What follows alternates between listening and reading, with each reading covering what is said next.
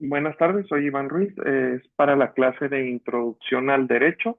Me gustaría mencionar aquí acerca de hablar sobre las fuentes del derecho penal, algunos conceptos claves de que todo estudiante de derecho debe conocer para responder las preguntas que fueron planteadas en el transcurso del ejercicio.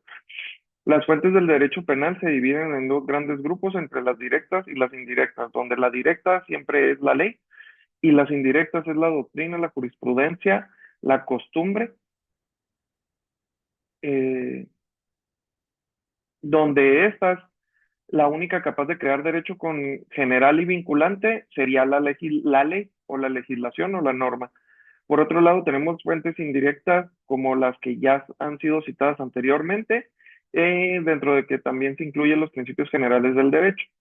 Ahora, algunas características de las leyes penales es que tienen una función pública, ya que el Estado aplica para preservar el orden y la paz social.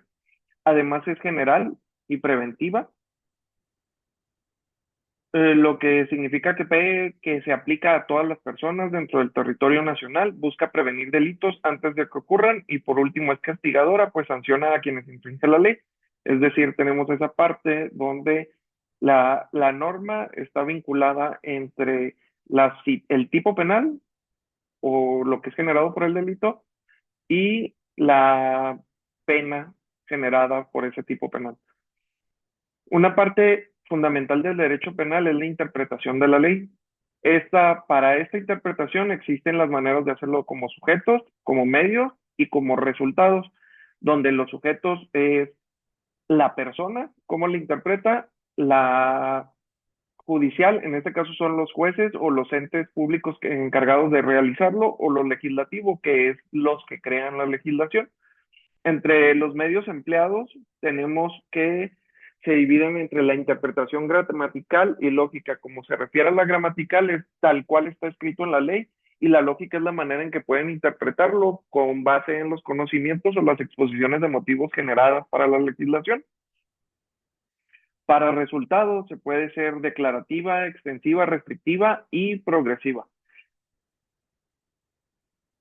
Eh, Como finalmente tenemos los ámbitos de aplicación de la ley penal, se clasifican en espacial, temporal, personal y material, donde espacial abarca el territorio donde la ley es aplicable, temporal es relacionada con la vigencia de la ley y donde existen esas, como lo mencionan en los textos, donde es ese vacatio legis, que es ese rango de tiempo entre donde sale la legislación y todavía no se aplica por completo hasta el periodo de tiempo en que es citado en los transitorios de la legislación. Personal toma en cuenta las circunstancias personales de los acusados, como su edad o su inmunidad. En este caso, para las personas es cuál legislación les aplica y en qué sentido les aplica y cuál es la de pro persona en el punto de lo más viable para la persona en ese momento. Y la cuestión de la inmunidad, donde existen las personas que tienen esa parte de inmunidad en cuestiones nacionales se le conoce como fuero y en cuestiones federales, digo, internacionales, se le conoce como inmunidad.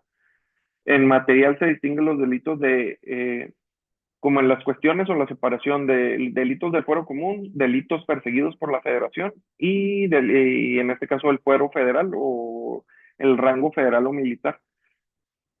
Para terminar esta parte de las preguntas o la respuesta a las preguntas en esta exposición, tenemos que vamos a hablar de un principio de legalidad que está plasmado en el artículo 14 de la Constitución. Este artículo establece que ninguna persona puede ser sancionada sin un juicio conforme a las leyes vigentes en momento del delito. Y si hablamos de delitos federales, el artículo 50 establece que de la Ley Orgánica del Poder Judicial establece que los asuntos que deben de conocer, cuáles son los que deben de conocer los jueces federales, y en el artículo 13 se refiere a cuáles son los artículos que reconocen al fuero federal, que se aplican los delitos que afectan a las Fuerzas Armadas. Finalmente, pues tratamos como un breve recorrido en esta explicación en las fuentes y características y aplicación del derecho penal en México. y pues hasta la próxima. Número de matrícula es 175276 y el grupo es Introducción al Derecho Penal. De nuevo, buena tarde.